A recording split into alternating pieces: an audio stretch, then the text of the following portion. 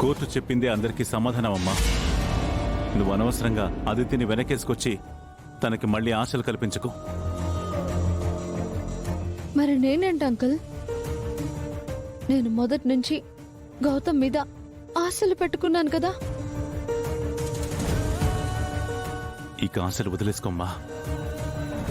గౌతమ్ అహల్య సొంతం.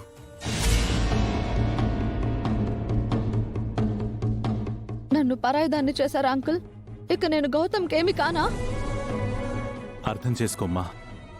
గౌతమ్ని మర్చిపో.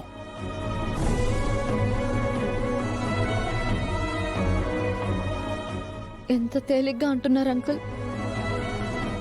నా ప్రాణం పోయేదాకా గౌతమ్ని వదిలిపెట్టను. మీరు చెప్పినా, కోర్టు చెప్పినా, ఎవరు చెప్పినా గౌతమ్ని వదిలే ప్రసక్తే లేదు. ఎప్పటికీ గౌతమే నా భర్త.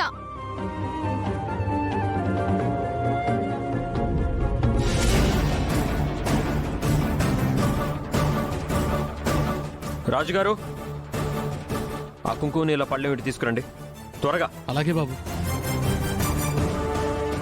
ఎందుకు గౌతమ్? ఈ ఇంట్లో మనుషులే ఉన్నారనుకున్నాను నాన్న, కానీ సాటి మనుషుల రక్తాన్ని కళ్ళ చూసే రాక్షసులు కూడా ఉన్నారని నేను అనుకోలేదు నాన్న.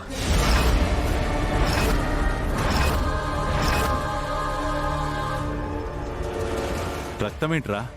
చెప్తాను నాన్న, ఇలా ఇవ్వు.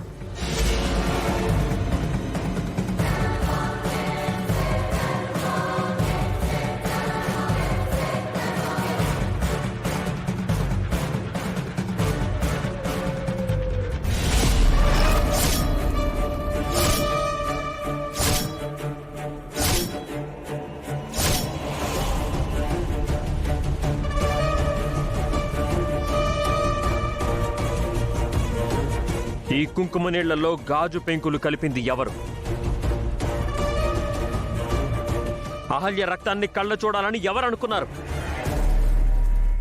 చెప్పండి.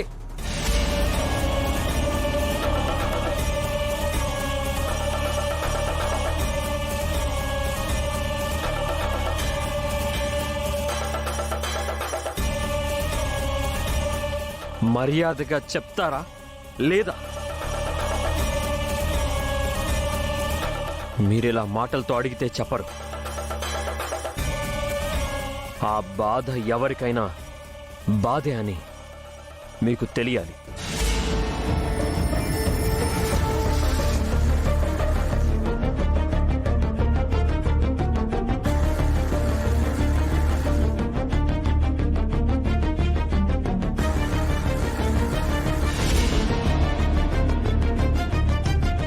రే గౌతమ్, ఏం చేస్తున్నావురా?